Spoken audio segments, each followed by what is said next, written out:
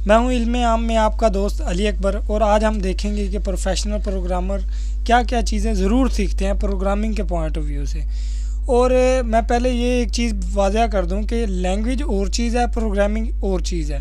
जो लैंग्वेज होती है वो स्पेसिफिक टूल है, वो मुख्तलिफ हो सकते हैं, सी हो सकता है, सी प्लस प्लस, पाइथन, ये सारे टूल हैं। जबकि प्रोग्रामिंग है वो जेनेरिक चीज़ है।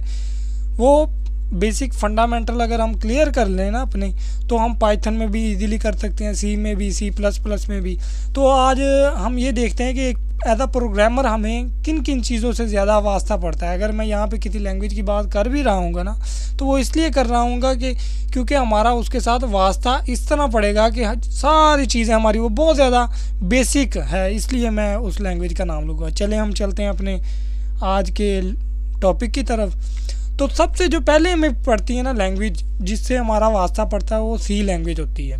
एज अ प्रोग्रामर हमें सी लैंग्वेज क्यों करवाई जाती है? इसमें हमारे फंडामेंटल्स क्लियर हो जाते हैं। ये मिडिल लेवल लैंग्वेज है और ये स्ट्रक्चर बेस है। इसमें ऑब्जेक्ट ओरिएंटेड नहीं है, ऑब्जेक्ट ओरिएंटेड आगे चल के हम पढ़ते हैं, पहले हम सी पढ़ते हैं। सी बहुत ही ज़्यादा ये हार्डवेयर के करीब तरीन लैंग्वेज होते हैं। इसमें हम इवन कि हम विंडो में हम हार्डवेयर के साथ कोडिंग नहीं कर सकते, जबकि लिनक्स या यूनिक्स में जाएं तो हम हार्डवेयर के साथ कोडिंग कर सकते हैं। तो इसलिए ये जो सी है ना, ये मिडिल लेवल लैंग्वेज है, यानी कि सबसे करीब हार्डवेयर के तरीन लैंग्वेज होती है। इसलिए हम सीखते हैं कि इससे हमारे बेसिक मेमोरी के कॉन्सेप्ट क्लियर हो जाते हैं, बहुत डीप लेवल पे कॉन्सेप्ट क्लियर हो जाते हैं। उसके बाद आ जाता है ऊप, ऑब्जेक्ट ओरिएंटेड पैराडाइम।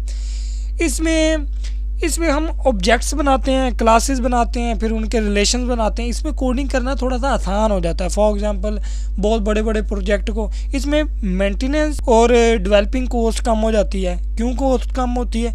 क्योंकि हमने स्ट्रक्चर बेस में बहुत ज़्यादा मैस हो जाता है हमारा। जब फॉर एग्जांपल जब हमारा प्रोग्राम 1000 लाइनों से भी अबव कर रही है, तो हम स्ट्रक्चर में क्या करेंगे, एक तरतीब से चले आ रहे हैं, वापस जाएंगे आप, वो बहुत ज़्यादा कन्फ्यूजन आ जाती है। लेकिन ऑब्जेक्ट ओरिएंटेड प्रोग्रामिंग में हम ऑब्जेक्ट्स बनाते हैं, क्लासेस बनाते हैं, उनको अलग करके हम एक पूरा अपना एक प्रोजेक्ट डिज़ाइन कर सकते हैं। इसलिए ऊप भी बहुत ज़्यादा इंपॉर्टेंट है। उसके बाद आ जाता है DBMS।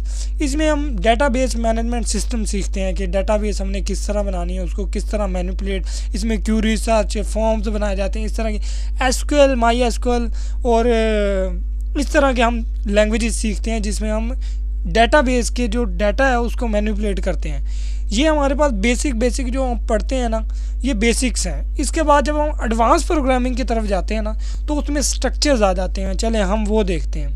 हमारे पास आ जाता है DSA, data structure and analysis. और आगे से हमारी ये वाली सीरीज़ भी शुरू होती चली जा रही है जिसमें हम डाटा स्ट्रक्चर एंड एनालिसिस को देखेंगे। इसलिए मैं इस टॉपिक को थोड़ा सा डिटेल से डिस्कस करूंगा, क्योंकि इसके आगे हमारी DSA की एक सीरीज़ शुरू होगी जिसमें हम पूरा DSA कवर करेंगे। सबसे पहले मैं ये बता दूं कि DSA के लिए सबसे बेहतरीन लैंग्वेज क्या है। DSA क्या है? Data structure and analysis. इसके लिए जो बेहतरीन लैंग्वेज है ना, मुख्तलिफ लैंग्वेज अब लोग पाइथन में भी करते हैं, मुख्तलिफ चीज़ों में, उसमें मेमोरी मैनेजमेंट बड़ी डिफ़िकल्ट हो जाती है। इसके लिए जो बेहतरीन लैंग्वेज है वो C++ है। क्यों C++ है? क्योंकि उसमें पॉइंटर्स हैं। कोई भी DSA उस वक्त तक कंप्लीट ही नहीं हो सकता जब तक हम पॉइंटर के डीप कॉन्सेप्ट को समझ ना लें। अगर कहें कि हम पाइथन में डाटा स्ट्रक्चर एनालिसिस, बिल्कुल गलत बात है।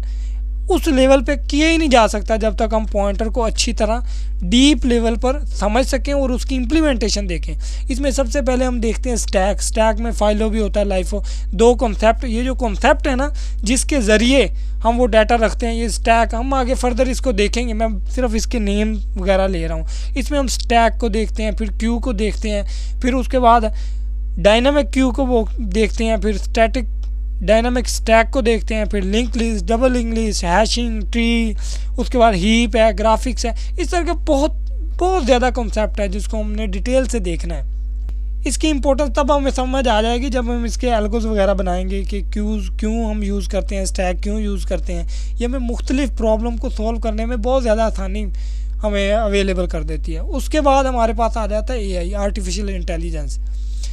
ये बेसिकली ना सबसे इम्पोर्टेंट हमने क्या पढ़ा? DSA, data structure. पहले तो हमने कर लिए बेसिक्स, उसके बाद आगे data structure and analysis. Data structure and analysis अगर स्ट्रॉन्ग होगा तो आप AI में जा सकते हैं। ये आप जहन नशीन कर लें चीज़। डाटा स्ट्रक्चर एनालिसिस वाली तमाम चीज़ें एआई में यूज़ हो रही होती हैं, सर्चिंग के लिए, सॉर्टिंग के लिए, इवन कि कैलकुलस में भी हम उन्हीं को ही डील करते हैं, फिर प्रोग्रामिंग लॉजिक्स में भी हम उन्हीं को देखेंगे।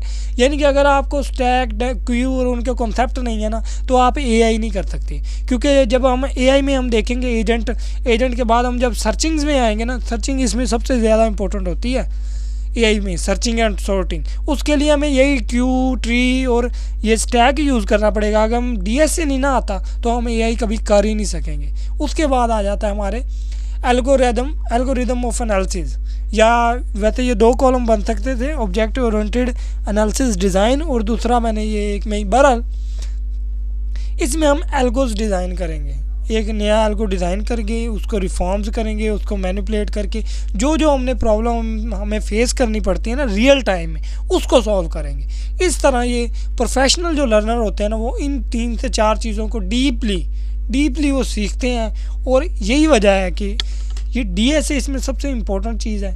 हम इसको आगे सीरीज़ बनाएंगे इंशाल्लाह, जिसमें हम कंप्लीट डीएसए को C++ के अंदर कवर करेंगे। क्योंकि इसके अंदर पॉइंटर है।